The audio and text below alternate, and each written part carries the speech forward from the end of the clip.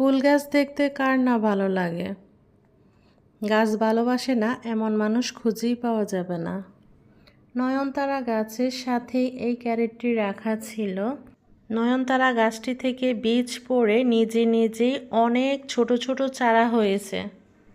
আর প্রত্যেকটা গাছেই প্রচুর পরিমাণে ফুল ফুটেছে, দেখতে ভীষণ ভালো লাগতেছে। কিছুদিন আগে আমি এই ক্যারেটে পুঁইশাকের বীজ লাগিয়েছিলাম। নয়নতারা গাছের জন্য পুঁইশাক গাছগুলো নিচে চাপা পড়ে আছে। এখন আমি কি করি বুঝতে পারছি না। এত সুন্দর ফুল ফুটে আছে, এদেরকেও ফেলতে ইচ্ছে করছে না।